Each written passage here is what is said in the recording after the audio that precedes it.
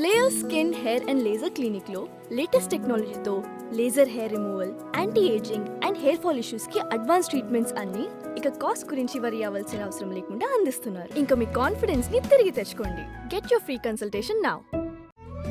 తెలుగు వారి number 1 choice Telugu matrimony. Srinivas garu నమస్తే అండి. నమస్కారం సార్, తాజాగా మాజీ మంత్రి అంబటి రాంబాబు జైలు నుంచి విడుదలైన తర్వాత దారి పొడుగుతున్న కొంచెం రచ్చ చేసుకుంటూ వచ్చారు. పోలీసులతో కొంచెం మరలా వాగ్వాదాలు ఇవన్నీ జరుగుతూ ఉన్నాయి. దాని తదుపరి ప్రెస్ మీట్ పెట్టారు. ఇక ఆ ప్రెస్ మీట్ పెట్టి చాలా కామెంట్స్ చేశారులేండి. సామాజిక వర్గాలు అంటారు, అది అంటారు, ఇది అంటారు, తగ్గేదే లేదంటారు. ఏంటి ఆ మాటలకి మీ రియాక్షన్ చెప్పండి.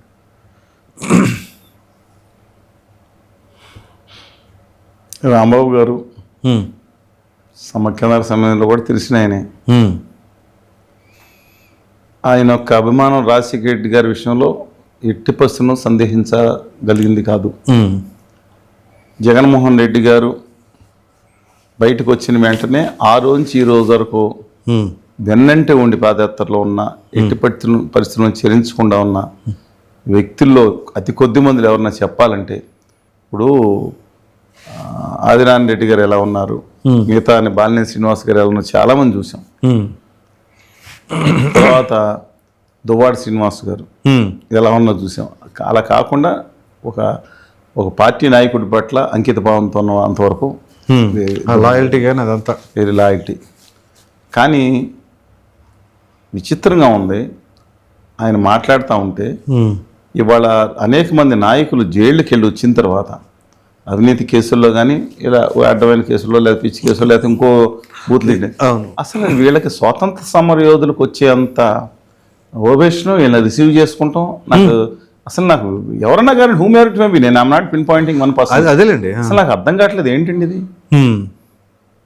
ప్రభుత్వం కక్షాదింపు చర్యలతో చేసిందనేది ఒక పాయింట్ పక్కన పెట్టిన బేసిక్ పాయింట్ నేను అడుగుతా ఉన్నాను. అసెంబ్లీలో గవర్నీలు ఇవాళ పరోక్షంగా సంబంధించండి, ఒక తల్లిని, ఒక క్యారెక్టర్ని అసాసినేట్ చేసేటట్టు పరోక్షంగా మాట్లాడి వాళ్ళు సమర్థించుకుంటాం దుర్మార్గం. ఆయన మనసాక్షి తెలిసేది. నిజంగా ఏదో రోజు కన్ఫెషన్ కనుక స్టేట్మెంట్ ఇస్తే దేవుడి దగ్గర లేదా ఆత్మసాక్షిగా మనసు ఒట్టేసుకుని ఆయన రాస్తే ఆయన మాట్లాడింది అసెంబ్లీలో తప్పని ఆ రోజు చంద్రబాబు నాయుడు ఎక్కెక్కి ఏడిస్తే దాన్ని హేళన చేస్తా ఉన్నారా? జగన్మోహన్ రెడ్డి గారి మీద కూడా, తల్లి పేరు మీద కూడా మాట్లాడే ప్రభాకర్ రెడ్డి గారు మాట్లాడితే నిర్ద్వందం ఖండించాం మనం. అవును, అందువల్ల ఎవరన్నా ఈవెన్ హోంశాఖ మంత్రి గారు కూడా మాట్లాడినట్టున్నా తప్పే అన్నాం. సరే, కమింగ్ బ్యాక్ టు ఆ రోజు ఆయన చేసింది ఏంటండి, ఆయన ఆ పోస్టర్ పెడితే అలా తప్పలేదు.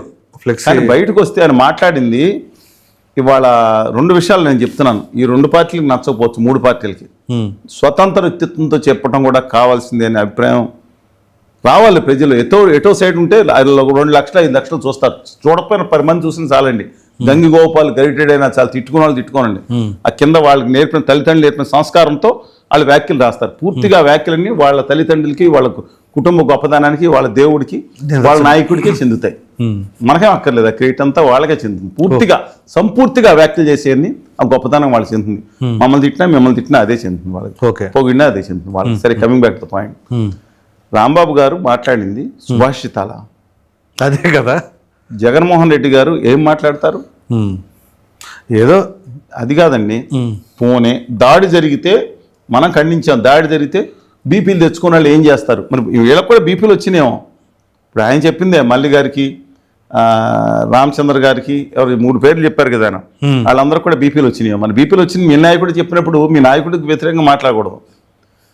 ఆయన తల్లి మీద బూతులు తిట్టడం కాకుండా కారులో వచ్చిన 2వ వీడియోలో తల్లి జననాంగాల గురించి కూడా తిట్టారు. ప్రతిఘటన సినిమా ఒకసారి ఆ పాట ఏంటి, అవునవును, ఈ దుశ్శాసన అని పాట ఒకటి 4 సార్లు వేస్తే తెలుస్తుంది. ఈయన కాదు, ఇలాంటి బూతులు ఎవరు మాట్లాడినా అసభ్యంగా తల్లి పేరుతో రాజకీయాల్లో ఎవరు మాట్లాడినా ఖచ్చితంగా వాళ్ళు దుర్మార్గం పరత్వం. అది కాదు అపోజిషన్, ఇప్పుడున్న అధికార పార్టీలు ఎవరు మాట్లాడినా వీళ్ళందరినీ రాజకీయాల నుంచి ఎద్దు బహిష్కరించకూడదండి. అసలు అది బూతులు తిడితే గొప్పతనం, ఇవాళ చెప్పులతో కొడితే గొప్పతనం, బూతులు తిడితే హీరోయిజం. అదే కదా. ఏంటంటే నాకు అర్థం కావట్లేదు ఏంటది. వీళ్ళు ఎక్కడ తీసుకెళ్ళిపోతున్నారు వీళ్ళు? మత విద్వేషాలు రెచ్చగొడితే సూపర్, కుల గజ్జి బాగా రెచ్చగొడితే వాళ్ళు జాతిపితలు. టైగర్. నాకు అర్థం కాలేదు ఏంటండి వీళ్ళు, ఈ కులాలకి వీళ్ళు దేవుళ్ళ? అలాగే ఉంది ఇప్పుడు. వేమన గారు ఎవరు, ఏ కులం? ఏ కులం? కులం ఏదైనా కానివ్వండి, ఏదో కులం. వాళ్ళు ఆశీస్సులు కాదు. రఘుపతి వెంకటరత్న నాయుడు గారు లేదంటే తాపి ధర్మారావు గారు వాళ్ళ కులానికి సంబంధం లేదా? నేను అడుగుతున్నానండి. తిరుపతినేని రామస్వామి గారికి కులానికి సంబంధం లేదా? జాషువా గారు ఎవరు? సర్వాయి పాపన్న ఎవరు? అంటే వీళ్ళు ఎవరు అక్కర్లేదు, వీళ్ళు కుల రౌడీలకి వీళ్ళకి హీరోలు, టైగర్స్ వాళ్ళు. అదే కదా. సరే, అన్ఫార్చునేట్ అండి, అన్ఫార్చునేట్. ఇవాళ ఇంకోటి బాధపడాల్సి వస్తుంది. ఆయన నిన్న మాట్లాడతా, రెండోది అధికార పార్టీ కూడా తప్పు చేస్తాను. ఆయన మాట్లాడతా కులం గురించి కూడా ప్రస్తావించి ఒక కులం ఆ కొడుకులు ఈ కొడుకులు అని మాట్లాడారు ఆయన. దాన్ని కట్ చేసేసి అధికార పార్టీ ట్రోలింగ్ చేస్తుంది. అబ్సల్యూట్గా నేను పూర్తి వీడియో చూశాను. కంప్లీట్గా లైవ్లోనే మాట్లాడారు కాబట్టి మాట్లాడినప్పుడు కట్ చేసి ఇలా నా కొడుకు అన్నారు. ఒక కులాన్ని తిడుతున్నట్టు అధికార పార్టీ ట్రోలింగ్ అబ్సల్యూట్ రాంగ్. మీరు కూడా వాళ్ళ ట్రాప్లో పడిపోతారన్నా. నేను చెప్పింది వాళ్ళకి నచ్చినా నచ్చపోయినా చెప్పదలుచుకున్న ఖాయం. ఉన్నట్టుగా చెప్పాలి కదండి. సంఘ్ కట్ చేసి ఆయన ఇప్పుడు మీరుంటారు, మీరు మాట్లాడుతూ ఉంటారు, ఈ తెలుగుదేశం వైకాపా దుర్మార్గులు నీచులు అని అలా అడ్డంగా మాట్లాడతాం, అందరినీ తప్పు అని నేను మాట్లాడితే మొదటి వాడు కట్ చేసి చేసేసుకుంటారా? అది రాంగ్లేండి, అట్లా చేయకూడదు. చేసేయటం తప్పు కదా. అవును. ఇప్పుడు ఆయన ట్రాప్లో వీళ్ళు పడుతున్నారా? వీళ్ళ వర్గాన్ని వీళ్ళు తిట్టించుకున్నారా? ఆయన కింద పెడితే సూపర్ బాగా అన్నాడు అనిపించుకున్నారా? ఎక్కడికి వెళ్ళిపోతున్నారు ద్వేషంతో? రాంబాబు గారు కూడా నర్మగర్భంగా కులాన్ని ఎత్తి చూపించారు. అదే కదా. గజ్జల మల్లారెడ్డి గారి దగ్గరించి ఆదినారాయణ రెడ్డి గారిని ఉదరించి తక్కువ ఏమీ కాదు. ఓ పక్కన ఆయన అంటారు, నేను ఆ కులాన్ని ఎందుకు తిడతాను, నా అల్లుళ్ళు అందరూ ఆ కులమే కదా అంటారు. ఓ పక్కన అంటానే పక్కన ఇది మాట్లాడతారు. అదే కదా. ఆయన శాఖచక్యం, అద్భుతమైన టైమింగ్, చాతుర్యం అద్భుతంగా ఉంది ఆయనకి.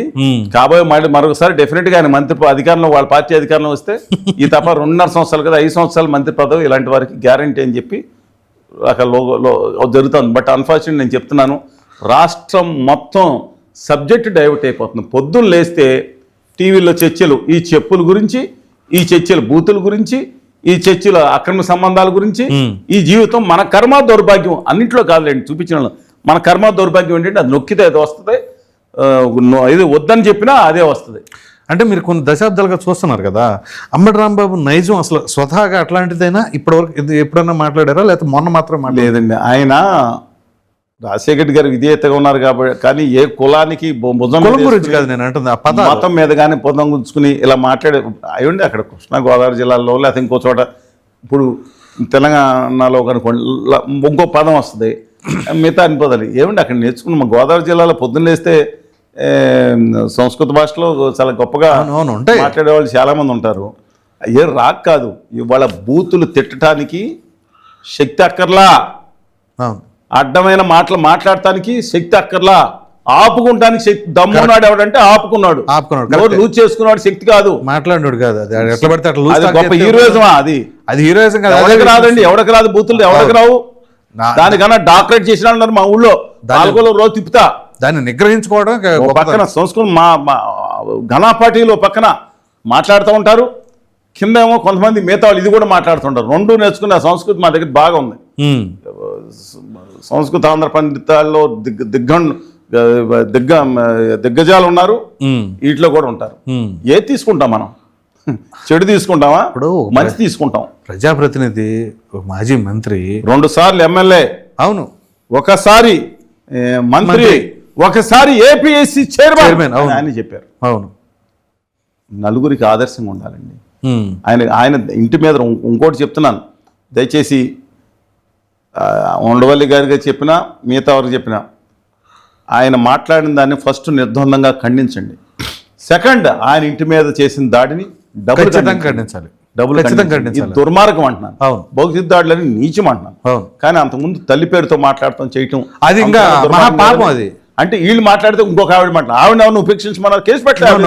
వాళ్ళ మీద కూడా కేసు పెట్టాలి. ఎందుకు పెట్టరు? అవును, పెట్టాలని అడుగుతున్నాను. వాళ్ళ మీద కూడా, ఈయన మీద పెట్టినప్పుడు వాళ్ళ మీద కూడా పెట్టాలి. పెట్టారు, పెట్టి యాక్షన్ తీసుకోవాలి. పెట్టారు అన్న తీసుకోవాల్సిందే. రైట్.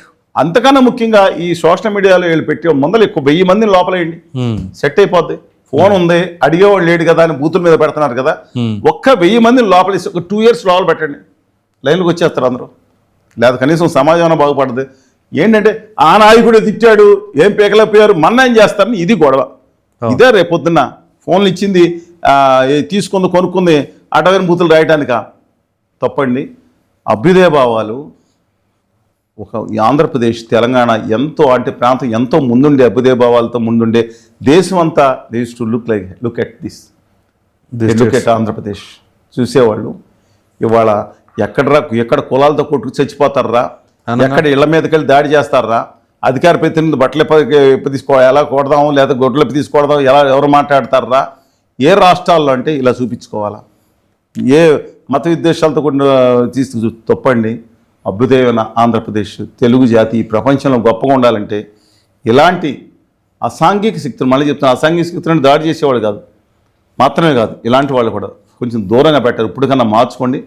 ఎవడు అన్నా సరే బూతులు కానీ వాళ్ళు సిగ్గులేదు. మగవాళ్ళలో కొంతమందికి వాళ్ళు తిట్టుకోరంట, తల్లి పేరు తీసుకొచ్చి లేడీస్ పేరు పెట్టి రాజకీయాల్లో. అందుకని దయచేసి వీళ్ళని మాత్రం దూరం పెట్టి ఓడించండి చిత్తుగా. ఒక 20 మంది రాజకీయ బూతులు మాట్లాడిన రాజకీయ నాయకులు, అడ్డంగా మాట్లాడే రాజకీయ నాయకులు, ఆంధ్రప్రదేశ్ ద్రోహం చేస్తా గుజరాతీ పాటలు పాడే రాజకీయ నాయకులు ఒక్క 20 మందిని ఓడించండి, సెటిల్ అయిపోద్ది. Right sir, thank you. నమస్కారం.